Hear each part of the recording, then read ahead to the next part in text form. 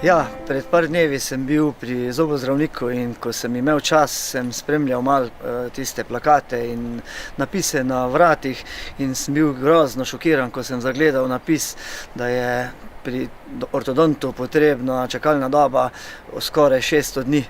Sem se zgrozil in sem mislil, pa kaj je to možno, 600 dni, veš koliko je to, to je 2 leti čakalna doba. In zdaj samo sprašujem, kaj se bo spremenilo, če zmaga SDS?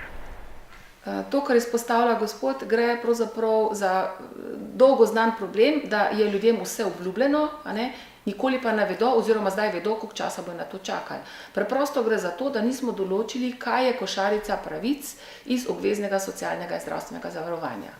Ljudje ne vedo. In zato je potrebna prečesati te pravice in povedati, za tisto plačana sredstva zmore zavarovalnica plačati toliko in toliko posegov. In točno to, v Sloveniji je premalo ortodontov in zavarovalnica mora vsak poseg oziroma ortodontsko obravnavo vnaprej odobriti.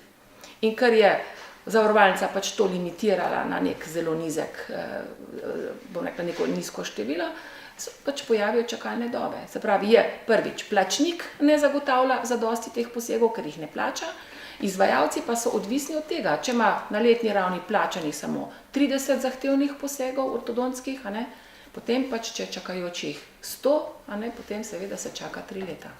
In to je treba seveda z reformo zavarovalniškega sistema spremeniti. Da bodo ljudje jasno vedeli, kaj za tisto plačano premijo dobijo, in zato tudi mi predlagamo košarico A in B. Košarico A krije Zavod za zdravstveno zavarovanje, obvezno košarico B krije obvezno dopolnilno zavarovanje. In seveda obstaja že danes komercialna zavarovanja, tudi za zobozdravstvo.